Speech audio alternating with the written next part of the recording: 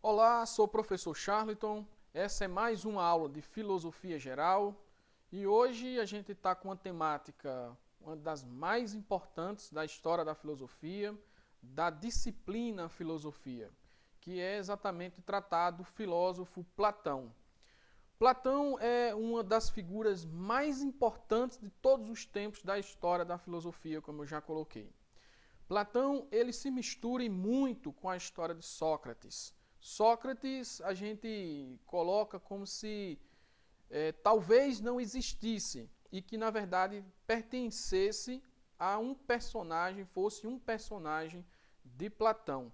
Tanto é assim que em todos os diálogos de Platão, que Platão escreve por meio de diálogos, em cerca de 45 diálogos, é, o principal personagem é Sócrates. Muito se coloca que, de fato, Sócrates existiu, tanto é que é colocado como se fosse um mestre de Platão, Platão, discípulo de Sócrates, seguidor das linhas socráticas, mas Sócrates não deixou nada escrito. Sócrates só tem relatos por meio da escrita de Platão e alguma referência de Xenofontes. Mas nenhum outro pensador faz referência específica a Sócrates. Por isso que há essa mistura. Até que ponto Sócrates é Sócrates e até que ponto Platão é Platão. Porque como Platão admira Sócrates, considera ele como um dos maiores de todos os tempos, o filósofo por excelência, o filósofo dos filósofos, o mais sábio da Grécia, inclusive colocado na apologia a Sócrates por meio do oráculo de Delfos. Então, Sócrates seria talvez a inspiração platônica. No entanto, até que ponto Sócrates falou tudo isso, foi realmente tudo isso que Platão colocou, ou tudo isso é Platão? Platão, nos seus diálogos, tem um certo mistério, tem um certo uma compreensão um pouco rebuscada nos seus diálogos. Porque em algumas falas, em alguns personagens, não há um direcionamento cabal sobre aquilo que Platão pensa. Tudo que é colocado, geralmente é colocado por um personagem. Os questionamentos, os posicionamentos, os direcionamentos, as conceituações. Então, são os personagens nesses diálogos que são realmente, digamos que traduz o pensamento de Platão. Platão, na verdade, queria conduzir um debate, conduzir uma dialética do conhecimento, para que o leitor, o interlocutor, ele caminhe junto com Platão nesses diálogos. Muitas vezes levando esse interlocutor a pensar de maneira profunda. Platão, ele não é nada superficial. Parece que, por ser diálogo, por ter personagens, que a filosofia platônica vai ser mais simples, mais fácil. Mas, na verdade, não é isso que ocorre. É preciso fazer as leituras ao pé da letra de Platão, entendendo as metáforas que Platão coloca, as reflexões desses personagens, as nuances conceituais, as pormenores em que cada pensador, cada indivíduo que está ali no debate, na discussão por meio desses livros, desses debates, desses diálogos, até que ponto eles querem aprofundar a questão, levar a outras instâncias de pensamento. Então, Platão, ele é, digamos, enigmático um pouco por meio desses personagens. O importante é que ele tira a filosofia de uma instância em que vinha sendo colocada, por exemplo, com os pré-socráticos, pensando de forma profunda apenas a partir da cosmologia, a partir da natureza, construindo a perspectiva apenas por essa linha de raciocínio. E com Sócrates, Platão, essa filosofia dá uma guinada importante, uma guinada para dentro da condição humana, da sociedade, para dentro da comunidade, da política grega. Então, ele dá essa guinada exatamente porque estava acontecendo algumas questões, no entanto, misteriosas em relação ao saber, à verdade, ao conhecimento, que era colocando, por exemplo, a verdade numa instância meio que relativa, que é o caso dos sofistas. Platão ele vai escrever um livro inteiro exatamente para explicar como funciona o raciocínio desses sofistas. A palavra, a gente já falou bastante sobre eles, a palavra sofista vem de sábios, são sábios, e de fato são, inclusive sábios da retórica. Eles tinham uma habilidade absurda para tergiversar em relação a determinados fatores, a determinados pontos, que Platão considerava que em determinadas falas, em determinadas colocações, não eram verdades, eram ilusões que eles estavam querendo construir. Na verdade, eram engodos, eram enganações, eram mestres também das ilusões. Tanto é assim que Platão vai chamar os sofistas de charlatões, de enganadores. É evidente que fica claro que Platão ele não gosta muito dos sofistas. Os sofistas, por ter esse caráter de relativizar a verdade, de querer não tornar a verdade, o conhecimento, um conhecimento mais palpável, mais acessível, inclusive, para as pessoas, de aprofundar esse conhecimento. É por essa linha de raciocínio que Platão vai considerar Sócrates, na sua simplicidade, na sua humildade, na sua ironia, com o seu método maiêutico, método que tende a, com questionamento, a resgatar, a buscar essas verdades, mesmo que doa essas verdades, mesmo que jogue determinados pensadores, determinados filósofos para uma situação complicada, como é o caso de Sócrates. Sócrates, ele foi perseguido, Sócrates, ele foi julgado, condenado e morto exatamente por causa desse conhecimento, dessa sabedoria e desse método que é buscar a verdade até a última instância. Não abandonar essa verdade, não abandonar essa busca pelo conhecimento. E Platão vai colocar que são poucos igual a Sócrates. Nem todos estão dispostos a pagar com a própria vida e, consequentemente, segurar essa questão da verdade. Eles geralmente abandonam a verdade. Eles vão relativizando essa verdade. Então, Platão ele tem um cuidado nesse relato de Sócrates de colocar Sócrates como um dos mais importantes pensadores, exatamente por causa da sua prática e por causa da sua profundidade em busca dessa verdade. Platão vai dizer que o filósofo é esse, o filósofo ele não abandona a verdade, o filósofo ele está constantemente em busca disso. Ele, em nenhum momento, ele recua em relação a esse encontro com a verdade. E o filósofo é o filósofo porque ele não cobra para isso, ele não está interessado em determinadas questões materiais, sociais, políticas, por causa dessa verdade. O filósofo, ele transcende todas essas questões. Ele está num patamar superior de todas as questões que Platão considera menor. E é por isso que Sócrates vai ser esse filósofo, o filósofo dos filósofos para Platão. Porque Sócrates ele não está preocupado com, por exemplo, em se amanhã ele vai enricar, se amanhã ele ganha dinheiro, se a vida dele está estruturada para poder construir um grau de verdade. Sócrates está preocupado essencialmente em construir uma boa sociedade, uma boa relação de verdade com as pessoas, que as pessoas alcancem essa verdade. É por isso que Sócrates vai ser o mestre de Platão, vai ser o norte de Platão, porque ele mira esse filósofo.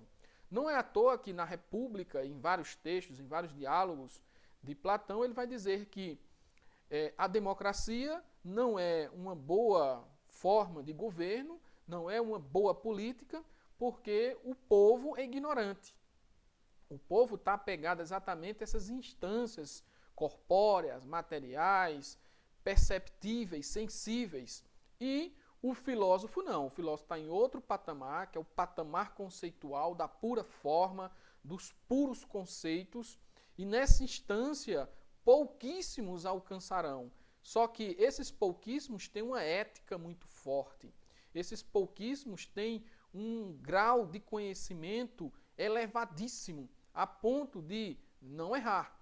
porque Platão, na boca de Sócrates, vai dizer exatamente: só erra, só pratica o mal aquele que desconhece a verdade. Uma vez você conhecendo a verdade, estando com a verdade, você não erra, você não vai provocar erros, equívocos. Então, se você não erra, se você tem a verdade, se você está com o conhecimento puro, a pura forma das coisas, você sabe exatamente o que fazer com ela, então você, enquanto filósofo, enquanto sábio, deve governar. Por isso que a aristocracia no Estado, na cidade-estado, para Platão é a melhor política, é a melhor maneira.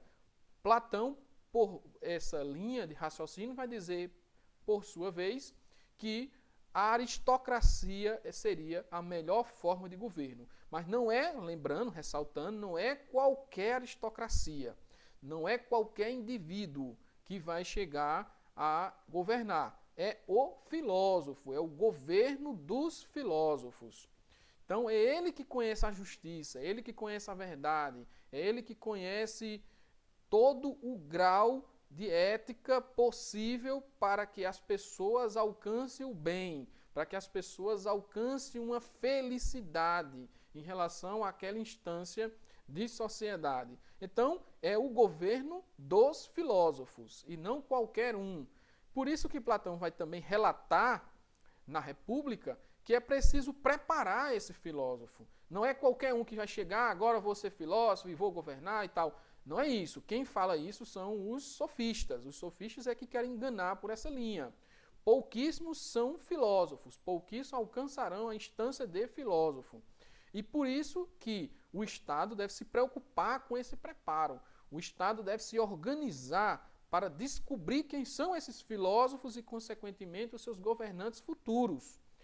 Nessa linha, Platão vai dizer que existem patamares dessa formação. Primeiro, Platão não é a favor de que os pais eduquem os seus filhos. Quem deve educar os filhos é o Estado. O Estado é quem deve se preocupar com essa educação. Qual é o objetivo? O objetivo é exatamente de formar filósofos, de observar quem são esses melhores pensadores, quem são esses intelectuais, esses sábios que vão para uma instância diferente de governança, de prática. A finalidade última desse filósofo será exatamente a política. A política que é tomar decisões na polis, tomar decisões na cidade, fazer com que o Estado funcione. Então é importante que o Estado, então, observe e forme esse indivíduo. Então, desde muito cedo, nasceu, vai para a tutela do Estado. O Estado vai tutelar os filhos dessa polis. No sentido em que terão pessoas, professores, pedagogos, tutores, que irão se debruçar para observar cada ponto de formação dessas crianças. Então, o pedagogo, que é que vai levar a criança ao conhecimento, vai fazer com que essa criança tenha habilidades ou desenvolvam habilidades para determinadas instâncias do Estado. Num primeiro momento, essa criança deve apenas brincar. É a única função. Platão é muito claro nesse sentido. Ela deve desenvolver a sua reflexão, desenvolver a sua imaginação, a sua curiosidade, a sua razão por meio dessas brincadeiras. A brincadeira seria a primeira parte de formação.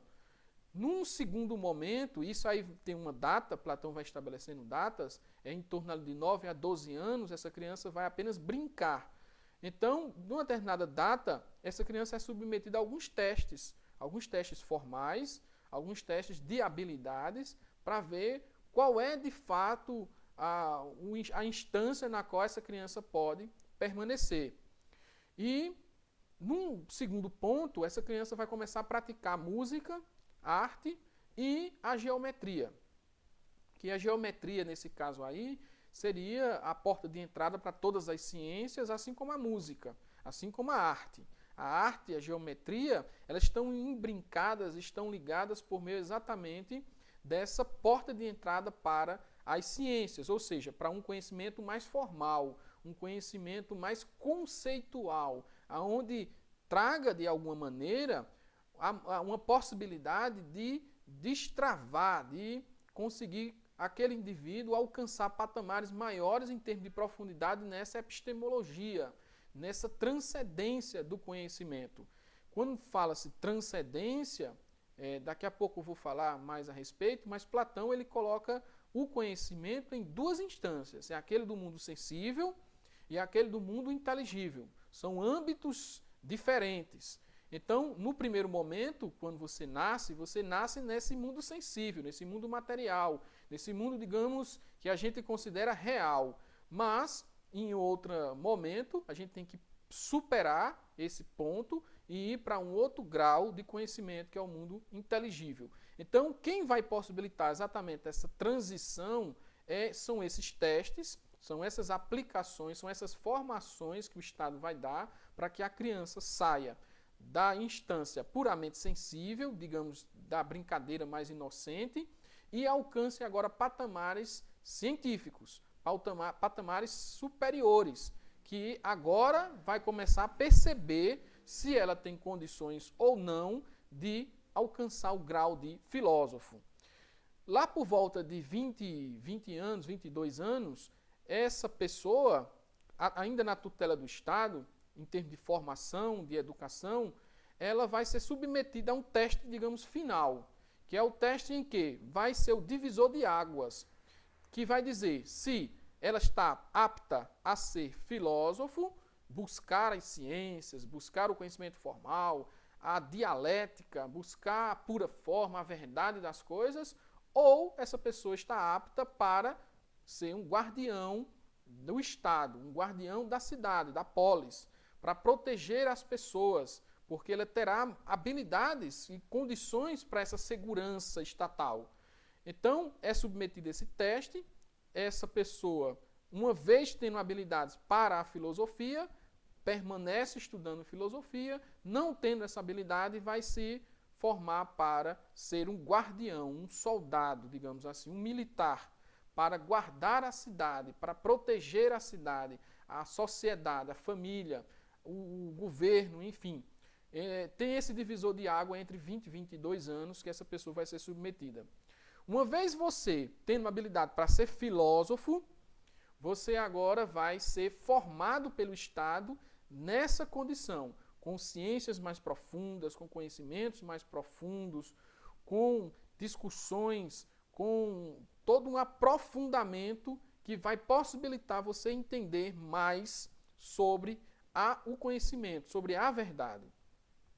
E essa formação, essa educação filosófica, ela vai permanecer até os 35 anos. A pessoa não se liberta, digamos, da tutela do Estado até os 35 anos nessa formação. Se seria já pronto e acabado, se já sairia pronto e acabado o indivíduo com os 35 anos, ainda não. Segundo Platão, é preciso ir até por volta de 60 anos com essa experiência agora entre as pessoas, na sociedade, com o povo, ainda escutando, dialogando, fazendo com que as pessoas tragam essas informações, elevem essas informações, para que, na prática, esse indivíduo eleve o seu grau também de conhecimento. E com mais ou menos esses 60 anos, é que o filósofo, essa pessoa, estaria apta a governar. Então, seria um governante apto apenas com os 60 anos. Por quê? Porque tem toda a experiência, tem toda a formação, tem toda a bagagem necessária para exercer um grau político. E nesse sentido é que Platão vai dizer que é o político ideal. É nesse sentido que o Estado ideal para Platão vai estar em boas mãos, em boa condição. É nessa aristocracia, é nessa elite, é o governo de poucos, e no caso filósofos preparados, que governarão. E nesse grau de formação, de conhecimento, não erraria.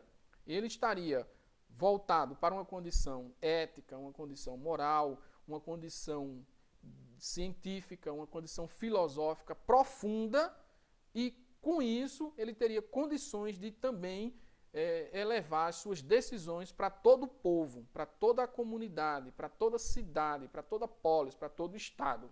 E permanecer exatamente nessa mesma linha, dar continuidade a essa linha.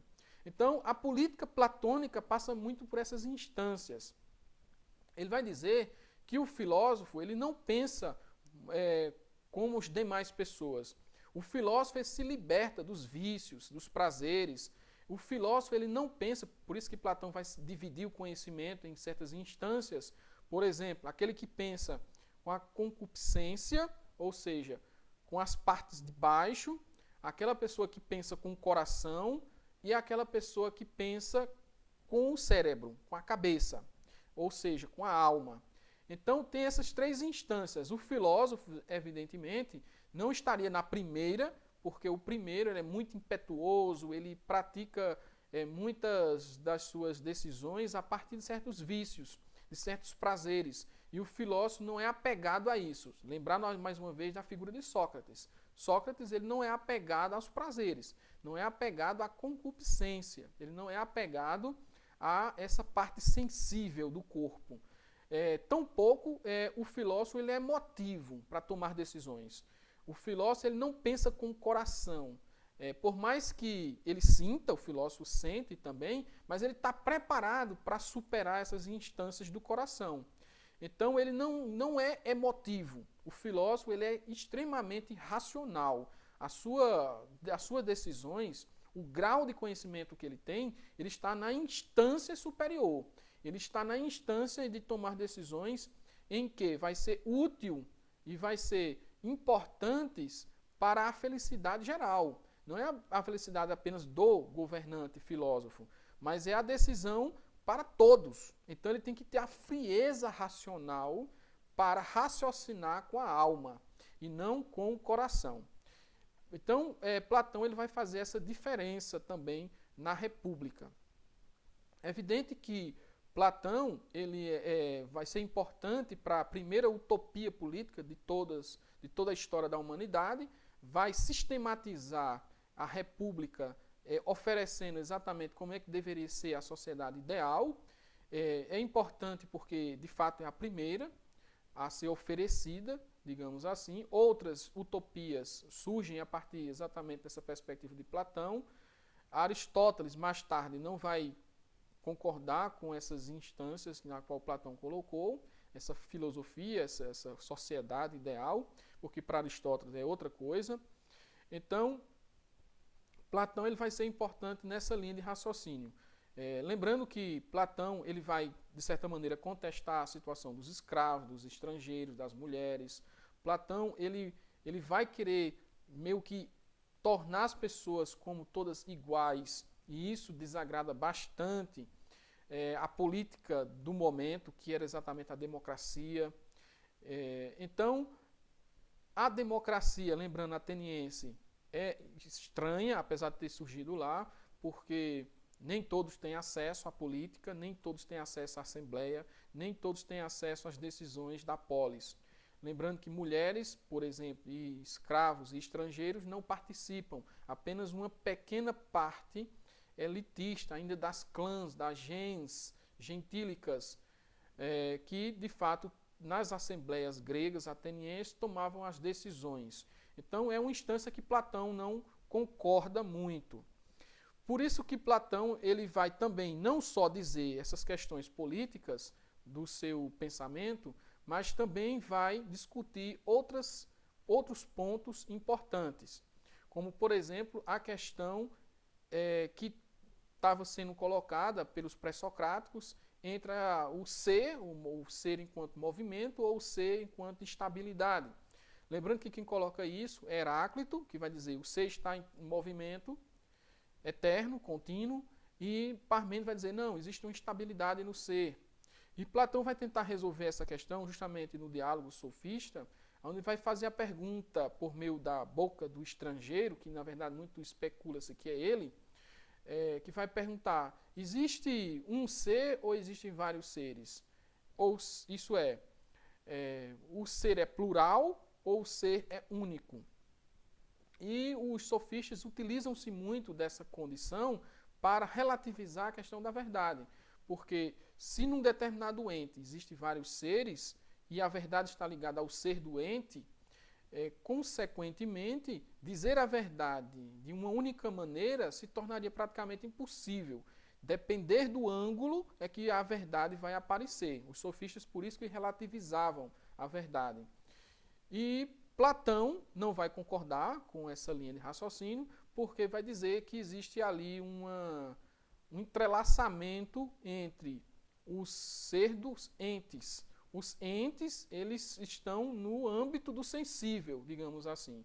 E o ser mesmo, ele vai estar no âmbito do inteligível. O ser mesmo é onde a verdade pura se encontra, onde a essência pura se encontra. E o filósofo tem a obrigação de buscar essa essência pura, ou seja, do ser puro, que Platão vai chamar de demiurgo.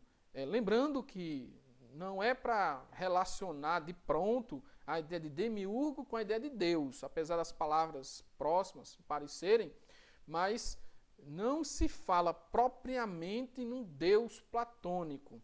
Se fala numa instância de conhecimento onde as almas se encontram, onde as almas estão na sua originalidade.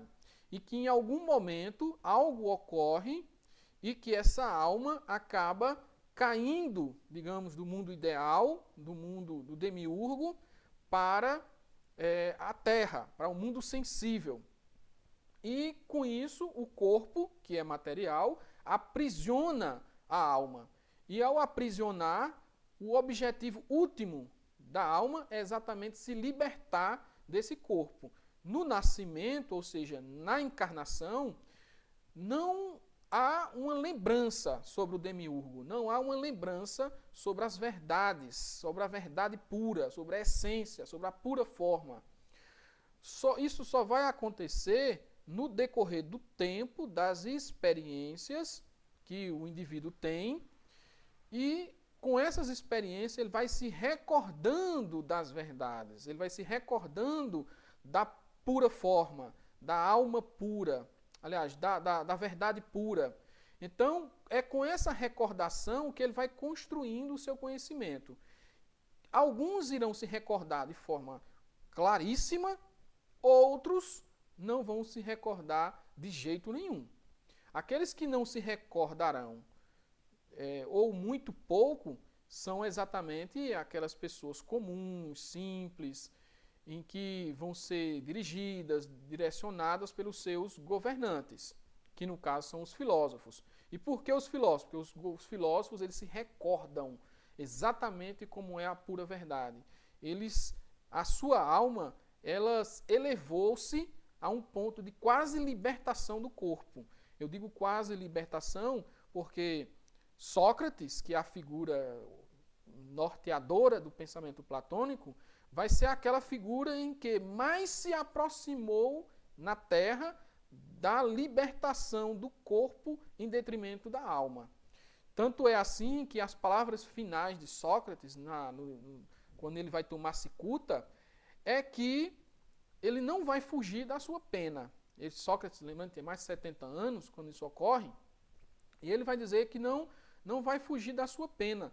Por que ele não vai fugir? Ora, exatamente no momento em que ele vai se libertar do corpo, que aprisionou a alma de Sócrates por tanto tempo, ele agora vai fugir? Não. Ele vai deixar com que, primeiro, ser coerente com tudo aquilo que ele pregou, com tudo aquilo que ele fez, praticou, em termos de pensamento, e, consequentemente, vai alcançar o patamar de verdade, de sabedoria que ele tanto almejou por tanto tempo, que é a libertação da alma pelo corpo e chegar ao demiurgo mais uma vez, voltar para o demiurgo mais uma vez. Então, Platão vai dizer que Sócrates foi o que mais se aproximou nesse sentido de libertação do corpo, da alma do corpo. Né? Então, é nesse sentido que Platão vai dizer que é importante que todos busquem essa libertação, que todos busquem a instância máxima do conhecimento. E aqui a gente já inicia a parte epistemológica do pensamento platônico, lembrando que ele é um dos filósofos completos da história da filosofia, exatamente porque ele trata sobre praticamente todos os temas da sua atualidade. sistematizando o pensamento filosófico, dando um novo patamar, um novo paradigma à filosofia, que é exatamente uma filosofia mais formal, uma filosofia mais científica, uma filosofia mais robusta, mais segura em termos de construção de pensamento. E é nessa linha que ele vai dizer que é preciso buscar determinadas instâncias, determinados graus, para que você eleve a sua alma à pura forma. Então, é nesse sentido que ele vai traçar algumas linhas que eu vou colocar agora. Por exemplo, quando você nasce sem lembrança, como eu já coloquei, esquece a verdade pura, aonde originalmente a sua alma estava, que era no demiurgo. Então, com esse esquecimento, você nasce praticamente sem conhecimento, sem saber. E com o passar do tempo, você vai se dando conta de que existe um mundo. Esse mundo é sensível. É o que Platão vai dizer, que você está ainda no mundo sombrio, está no mundo das sombras, ou seja, você não enxerga ainda a realidade de forma clara, de forma nítida. Você ainda precisa de maiores reflexões, de maiores buscas desse conhecimento para alcançar outras instâncias. Então, Platão vai dizer que você está no mundo sombrio. Ele faz até um paralelo, uma analogia, e eu vou trazer aqui essa analogia para entender melhor. Digamos que você vai passando numa determinada estrada, o horário que você está passando ali é por volta das 6 horas, 6h30 da noite, e não está claro, não tem luz do sol ali. E muito distante você enxerga um animal. Esse animal, para aquela pessoa que está passando, não tá claro, você não enxerga direito. Então, pode ser um cachorro, pode ser um cavalo, pode ser um boi, enfim, um animal que está distante e você enxerga de forma muito difusa, opaca. Claro que o que você está vendo ali é a sombra de um animal. Ou seja, não está claro. A verdade sobre aquele animal ainda não está posta de forma nítida. É preciso o quê? Que ilumine melhor a tua razão, os teus olhos, para que você diga de forma mais segura que animal é esse. Então, na medida em que esse animal se aproxima dessa estrada na qual você vai passando, você vai vendo maiores detalhes desse animal. Digamos, a cor, a forma desse animal, se tem 4 patas, se não tem, se tem rabo, se não tem, se tem chifre, se não tem. Então, esses detalhes desse animal vai fazendo com que você alcance agora o conceito desse animal.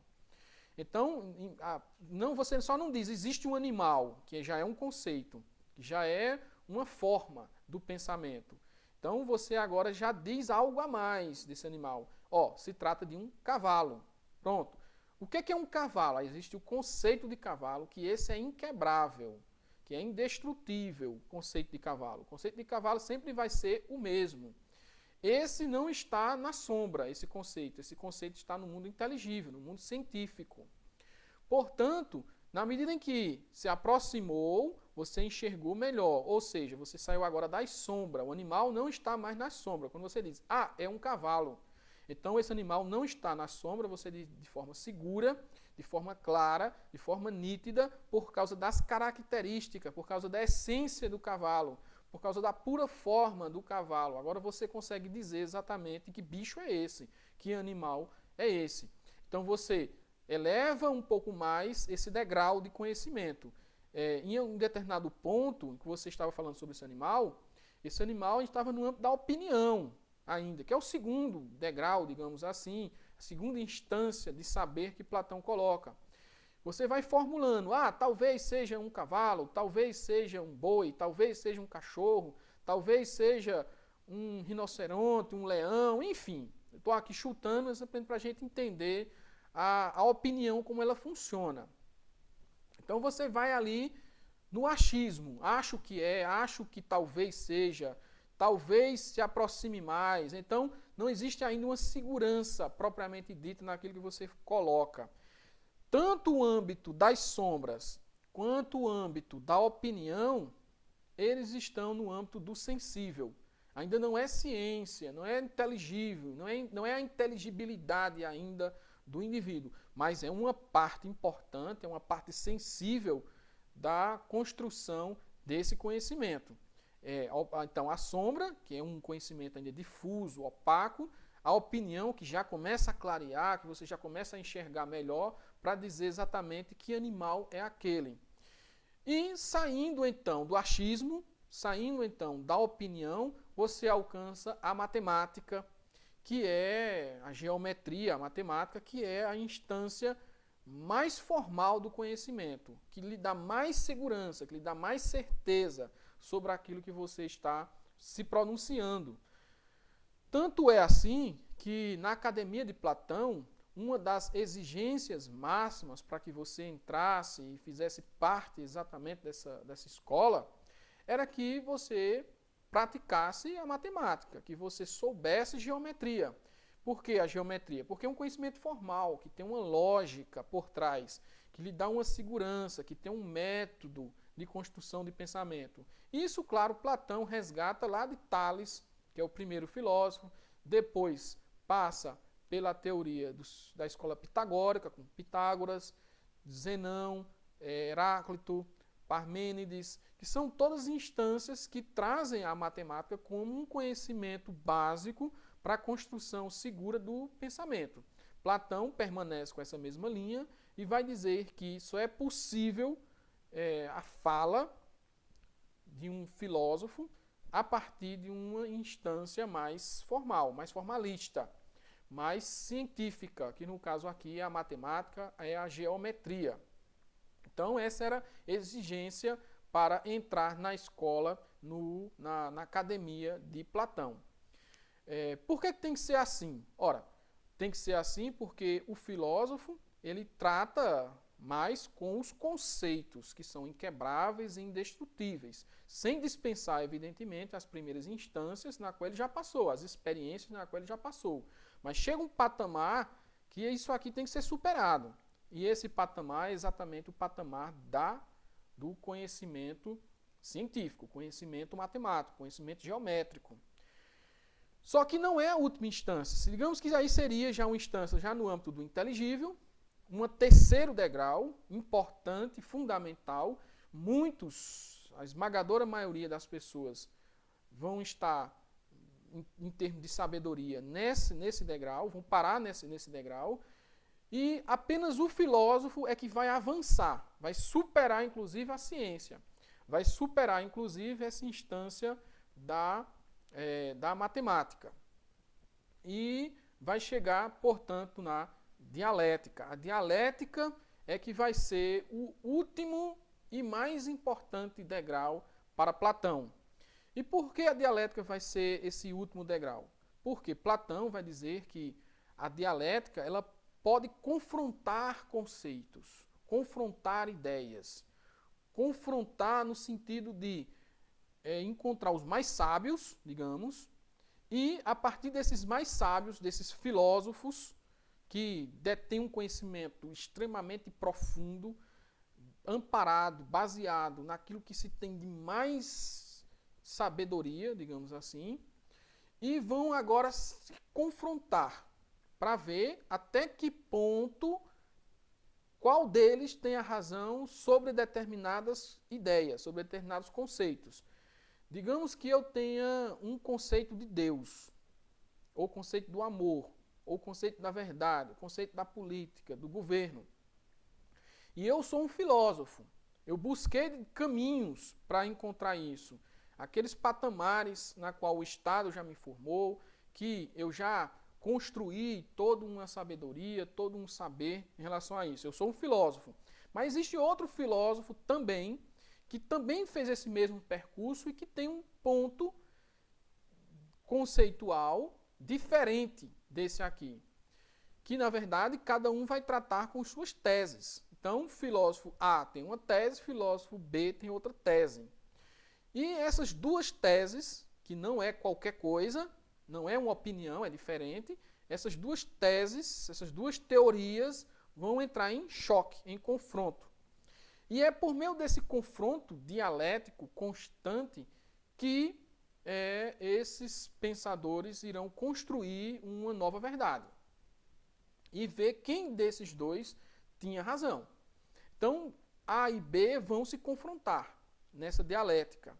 E é o confronto desse A e B que no final vai lhe dar um resultado. Esse resultado é uma espécie de síntese. Então, nesse confronto aí, o que é que aconteceu? A antitese. E no final vai ter uma síntese desse conhecimento. Então, o conhecimento puro para Platão, ele passa por essas instâncias da tese, da antitese e da síntese. Isso é muito claro na dialética platônica. É evidente que isso vai aprofundar ao longo do tempo, principalmente lá na frente com Hegel, Marx, enfim, que vão utilizar-se também da dialética para construir esse conhecimento filosófico, mas Platão inaugura isso na filosofia. Ele é quem vai dizer que o filósofo, ele é filósofo exatamente por tratar a verdade nessa instância das teses, na qual existe uma síntese dessas teses e que vai lhe dar uma verdade mais segura. Então, quando o filósofo chegar nessa síntese, digamos assim, ele chegou na essência das coisas, chegou na pura forma, no demiurgo, aonde o sol vai estar ali iluminando a razão, e os filósofos conseguem enxergar com clareza total e absoluta a verdade. A verdade ali vai estar, de fato, iluminada. A cabeça do filósofo vai estar em uma instância maior. Não é a mesma instância do cientista matemático, não é a instância daquele que opina, e nem a instância daquele que está nas sombras, mas é uma instância superior. É uma instância na qual a verdade está toda iluminada. É onde você alcança o sol, que inclusive eu estou colocando a figuração do sol aqui, porque na República de Platão ele fala muito nessa condição. É quando o filósofo enxerga o sol. E é interessante, no livro 7 da República, sobre a alegoria da caverna, e aí eu vou traçar aqui um dos pontos importantes do pensamento de Platão, ele vai fazer uma descrição exatamente disso. Como é que o filósofo ele alcança essa iluminação, alcança essa verdade, essa pura forma. E aí, para a gente entender, eu vou trazer aqui uma narrativa a respeito dessa alegoria da caverna. Platão vai dizer que imagine determinada situação, em que desde o seu nascimento você foi colocado no fundo de uma caverna, acorrentado, pescoço, mãos, pés, enfim, e que a única direção que você tem é o fundo da caverna, que nesse fundo da caverna é projetada uma sombra, a sua própria sombra, porque nas suas costas existe uma espécie de fogueira que ilumina um pouco essa caverna, não é toda iluminada, ela não chega a ser toda iluminada, mas a fogueira ali por trás dá uma certa claridade, digamos assim, que é o seu nascimento. Nasce, você está ali e tem essa certa claridade para você, à sua disposição. Mas é uma claridade que apenas projeta a sua sombra. E a sombra também de determinados acontecimentos que se passam fora da caverna. Lembrando que a caverna ela tem uma saída, há uma certa luminosidade do sol, que de alguma maneira essa sombra de algumas coisas que acontecem fora também chega no fundo dessa caverna. Então, para aquelas pessoas que desde o seu nascimento se deparam única e exclusivamente com isso, a verdade pura, a verdade mesma, é dessa caverna, é dessas sombras. Então, a sombra para essas pessoas que foram acorrentadas é a verdade mesma, é a verdade pura, é a verdade absoluta. Só que Platão relata que em um determinado momento, uma dessas pessoas que estava acorrentada quebra a corrente e começa a andar pela caverna, começa a perceber certas nuances dessa caverna. Então percebe que, primeiro, existe ali uma fogueira que clareia, que projeta a sombra. Já é um outro patamar de conhecimento, já é uma quebra de paradigma, já é uma outra verdade. Essa verdade aí digamos, fazendo aquele paralelo que a gente já conversou, seria a segunda instância, a opinião. Então você saiu das sombras e foi agora para a opinião. Você já entende melhor, né, as nuances dessa caverna, as instâncias dessa caverna. Essa pessoa altamente curiosa, querendo saber mais, a busca de mais conhecimento, querendo entender melhor toda aquela realidade, agora encontra a saída da caverna. É a terceira instância. A saída dessa caverna, claro, é muito bem planejada, é muito bem arquitetada, depois de muitos raciocínios, depois de muitas reflexões, ele consegue então sair dessa caverna. Ao sair da caverna, ele vai ficar impressionadíssimo com aquilo que ele vê fora da caverna. Que no caso aí vai ser primeiro o sol, que num primeiro momento vai cegá-lo. Por quê? Porque é muita claridade, o sol dele não está acostumado. Então, aos poucos é que ele vai abrindo os olhos, aos poucos que ele vai entendendo a realidade, vendo as coisas, vendo que ali tem pássaros, árvores, existe ar diferente, relevos diferentes, pessoas que caminham por ali diferentes. Então, essa pessoa começa a abrir a mente, começa a abrir a cabeça para outras situações, para outras nuances do pensamento. Então, a cabeça dele já funciona de forma diferente, de forma diferenciada. E ele vai aprendendo cada vez mais com essa claridade, com esse sol, com essa iluminação. A mente dele vai se expandindo consideravelmente. E nessa instância aí é o que a gente pode traçar em termos de paralelo, a geometria, ou seja, a ciência. Ele vai entendendo exatamente como é que funciona toda a formalidade da realidade, toda a formalidade do mundo. É um outro patamar, é o patamar inteligível. Só que Platão, como ele admira Sócrates, trazendo Sócrates de novo para essa discussão, ele sabe que a última instância da verdade não é você deter o conhecimento para si e ficar com ele. Isso não é o papel do filósofo, isso é o papel do sofista. O sofista depara-se com esse conhecimento e fica para si. E só passa parte desse conhecimento se receber por ele. Então, o sofista é esse tipo de sujeito, esse tipo de indivíduo.